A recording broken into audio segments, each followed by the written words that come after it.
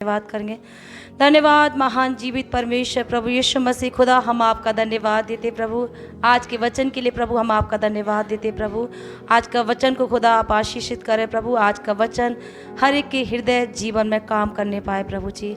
आपका वचन प्रभु जी सामर्थ्य है पिता, धन्यवाद देते खुदा।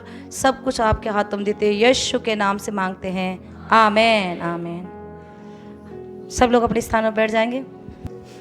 एक बार फिर से सबको जय मसीह की। परमेश्वर का धन्यवाद हो, परमेश्वर ने एक और नया दिन दिखाया। प्रभु ने हम सबको संभाल के रखा। प्रभु अपने भवन में अपने लोगों के बीच में हमें लेके आए, इसलिए परमेश्वर का क्या हो, धन्यवाद हो। ठीक है, हम परमेश्वर के वचन को सुनेंगे। आज परमेश्वर का वचन हमसे क्या बात करना चाहता है। सब लोग कानों को खोलेंगे ना। मैं हमेशा बताती हूँ, एक बात फिर से दोबारा से बताऊंगी।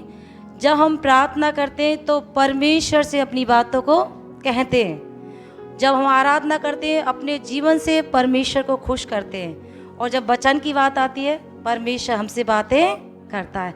आज कितना लोग चाहते हैं परमेश्वर मुझसे बात करे? आप चाहते हैं परमेश्वर अपनी बातों को मुझ पर प्रकट करे, तो आपको क्या करना है, ध्यान से सुनना है। जब तक परमेश्वर के वचन को सुनोगे नहीं तो वह अंदर भी हमारे जीवन में काम नहीं करेगा। मैं आपको दो लोगों के विषय में बताऊंगी, दो चीज़ों के विषय में बताएंगे। जब हम परमेश्वर का आदर करते हैं, परमेश्वर के वचन का आदर करते हैं, तो हमारे जीवन में क्या होते हैं, आश्चर्यकर्म होते हैं, आश्चर्यकर्म होते हैं। और जब हम परमेश्वर का निरादर करते हैं तो हमारे बीच जीवन में क्या होते हैं, दुष्परिणाम आते हैं, दुष्परिणाम आते हैं। बाइबल में मैं आपको दो वचन बताऊंगी, आप सब ने पढ़े होंगे, पर मैं आपको मुंह जवानी समझाऊंगी, आपके जिससे अच्छे से समझ में आए। जब हम परमेश्वर का वचन का आदर करते हैं तो प्रियो, परमेश्वर हमारे जीवन में क्या करता है, बड़े बड़े अद्भुत काम करता है। और जब हम परमेश्वर के वचन का निरादर करते हैं, फिर शैतान हमारे जीवन में ऐसे ऐसी समस्याएं ले आता है। फिर हमें लगता है कि प्रभु मेरे जीवन में ये सारी चीज़ें क्यों हो रही हैं, क्यों हो रही हैं। एक विश्वासी व्यक्ति जब परमेश्वर के भवन में जाता है, यीशु मसीह पर विश्वास करता है, उसके साथ संगति करता है, प्रार्थना करता है, आराधना करता है, अगर वो परमेश्वर के वचन का आदर नहीं करेगा तो उसके जीवन में क्या करेगा, शैतान समस्याओं को ले आएगा। और फिर उसको लगेगा, अरे मैं चर्च जा रहा हूँ, विश्वास कर रहा हूँ, संगति कर रहा हूँ, भी सारे जीवन में ये सारी चीज़ें क्यों आ रही हैं। ऐसे ही एक परमेश्वर का दास था योना। परमेश्वर ने उसको ये आज्ञा दी, तू नेहेमिया को नाश करने पर हूं। परमेश्वर ने उसको एक आज्ञा दी, तू उस देश को जा, और देश को क्या नाश करना चाहता है, ये जाके उस देश में जाके ऐलान कर दे, प्रचार कर दे। पर वो क्या हुआ, योना ने क्या को ना जाकर कहाँ पहुंच गया, तर्शीश को पहुंच गया। परमेश्वर ने उसको एक आज्ञा दी, एक आदेश दिया कि उस देश को जा, पर वो उस देश को ना जाकर वो अपनी मर्जी के अनुसार जाकर तर्शीश को चला गया, तर्शीश को चला गया। जब आगे हम वहाँ पे देखते तो वहाँ पे उसके जीवन में क्या दुष्परिणाम आया, आप सब लोगों ने पढ़ा हुआ। वो तर्शीश को जाकर एक जहाज के अंदर बैठ गया, जहाज के अंदर बैठ के, और जहाज के अंदर बैठ कर नीचे की तरफ सो गया। तो वहाँ पे क्या हुआ, उस समंदर के अंदर की बहुत प्रचंड आंधी आई, और वो जहाज ऐसे हिलने लगा, डूबने लगा। उसके अंदर जितने भी यात्री थे सब सोचने लगे सब कुछ क्यों हो रहा है, सारी चीज़ें क्यों हो रही हैं। वो अपने अपने देवताओं को पुकारने लगे और कहने लगे, हे अपने अपने देवताओं की उपासना करने लगे, फिर भी कुछ भी फायदा नहीं हुआ। फिर उसके जहाज के अंदर जो सामान था उसको फेंकने लगे। सारा कुछ फेंकने के बाद भी वो समंदर, फिर भी वो जहाज ऐसे ऐसे डूबने लगा। फिर वहाँ पर योना एक साइड में जाके सोया। तो योना के पास जब व्यक्ति जाते हैं तो योना को जगाते हैं और योना से कहते हैं, तू कहाँ से आया है। फिर वो सारी बातें उनको बता देता है। तो योना जान लेता है कि ये सारा दुष्परिणाम मेरी वजह से आया है, क्योंकि मैंने परमेश्वर की आज्ञा को नहीं माना। तो वो क्या कहता है, मुझे पानी के समंदर में फेंक दो। उसको फेंक देते, तुरंत क्या हो जाता है, वो जो तूफान के अंदर एक बड़ा तूफान आता है वो तुरंत शांत ना हो जाता है। तो मैं आपको बताना चाहती हूँ, जब परमेश्वर के दास योना ने परमेश्वर की आज्ञा को नहीं माना, जो परमेश्वर ने उसे कहा था, उसके जीवन में भी क्या आई, समस्या आई। क्यों आई समस्या? उसने परमेश्वर की बात का निरादर किया। परमेश्वर ने उसको एक आज्ञा दी और वहाँ के लोगों को बता कि मैं इस देश को नाश करने पर हूँ, क्योंकि उस देश के लोग बहुत गलत तरीके से काम करने लगे थे। परमेश्वर की दृष्टि में वो देश क्या हो गया था? बिगड़ गया था। पाप में, क्रूरता में, जैसा भी था वो बिगड़ गया था। इसलिए परमेश्वर ने कहा कि के लोगों को बता कि परमेश्वर तुझसे क्रोधित है, इस देश को नाश करने पर है। पर योना ने क्या किया? उसकी आज्ञा का उल्लंघन किया और वो तर्शीश को चला गया। आज भी हमारे जीवन में समस्याएं, बीमारियां, दुष्ट आत्माएं इसलिए काम करती है कि हम परमेश्वर के वचन का आदर नहीं करते हैं। हम थोड़े समय चर्च के अंदर आते हैं, प्रार्थना करते हैं, संगति करते, स्टार्टिंग में सारी चीज़ें करते हैं, पर धीरे धीरे क्या होती है, जब हमें कुछ आशीष मिलती है हम सीमित हो जाते हैं। फिर लगता है हम विश्वास तो कर रहे हैं, संगति करते हैं, प्रार्थना करते हैं, आराधना करते हैं। जब तक आप परमेश्वर के वचन को नहीं मानोगे, उसका आदर नहीं करोगे, समस्याएं आपके जीवन में बनी रहेंगी। मैं आपको एक स्पष्ट तरीका से बता रही हूँ, समस्याएं आप अपने जीवन में खुद लाते हो परमेश्वर की आज्ञा का उल्लंघन करके। गरीबाई आपके जीवन में इसलिए क्योंकि आप परमेश्वर का वचन का आदर नहीं करते हो, परमेश्वर के वचन को नहीं मानते हो। बीमारी आपके जीवन में इसलिए क्योंकि आप परमेश्वर के वचन को नहीं मानते हो।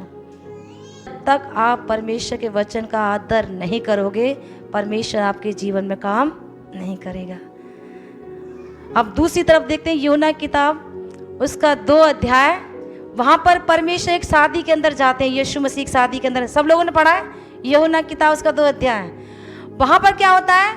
वहाँ पर दाखरस घट जाता है और फिर क्या होता है? दाखरस घट जाता है तो यीशु मसीह की माता यीशु मसीह के पास आती है और उससे कहती है यहाँ पर दाखरस क्या हो गया है? घट गया है, दाखरस घट गया है। तो यीशु मसीह ने कहा अभी मेरा समय नहीं आया। फिर उसके 2 अध्याय को उसके 5 पद को पढ़ोगे, वहां पर लिखा है उसकी माँ उसके चेलों से कहती है जो ये तुमसे कहे वही करना। क्या लिखा है उसमें? ऐसे लिखा है, पढ़ना अपनी बाइबल में पढ़ लेना बाद में।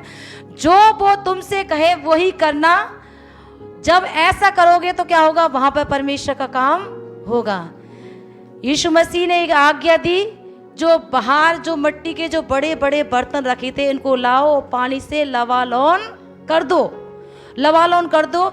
उन चेलों ने ऐसा ही किया तो वहां पर क्या हुआ? एक आश्चर्य गर्म हुआ, वो पानी दाखरस में बदल गया।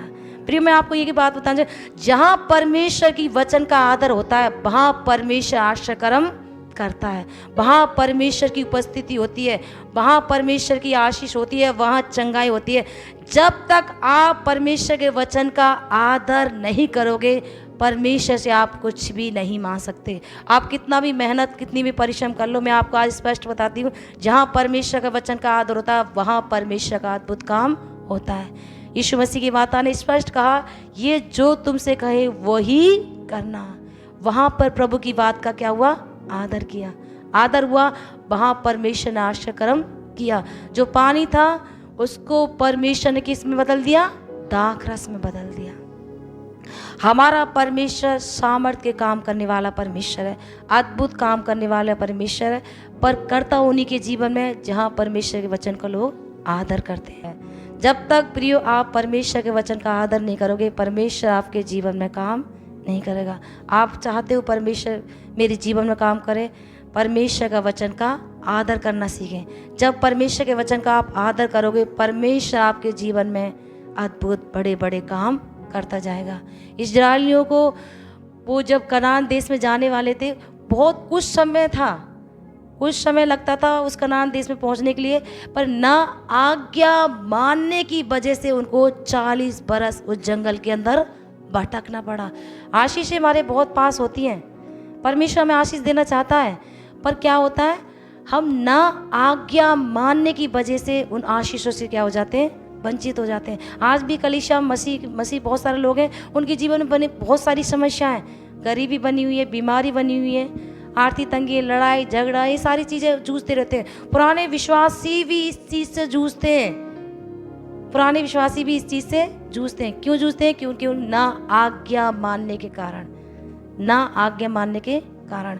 जो परमेश्वर ने इस बाइबल के अंदर जो वचन लिखे हैं, बाइबल कहती है अगर तुम मेरे वचन को तन मन धन से मानो तो मैं तुम्हारे जीवन में बहुत बड़े अद्भुत काम करूँगा जो मैं करना चाहता हूँ। हालेलुया।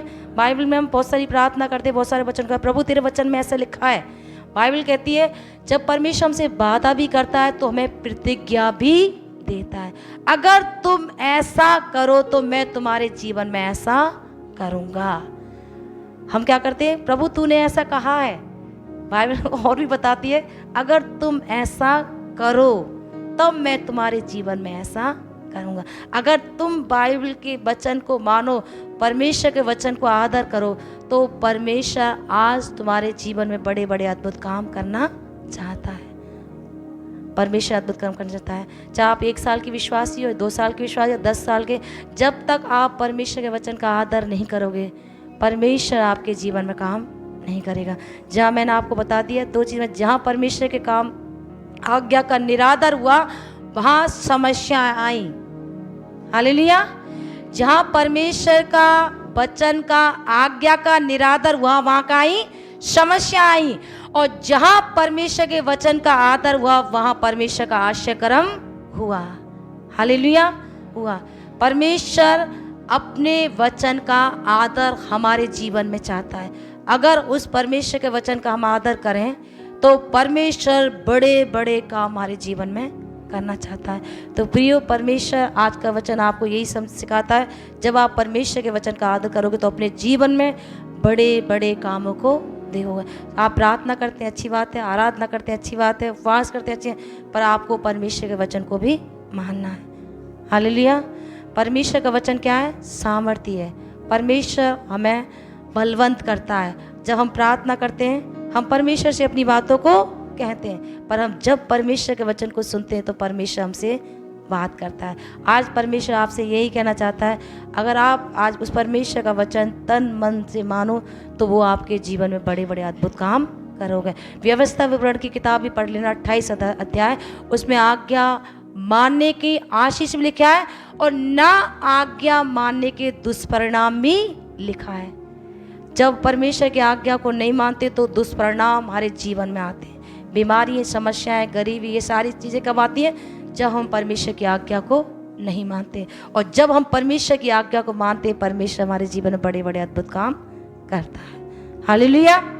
परमेश्वर आप सबको आशीषित करे।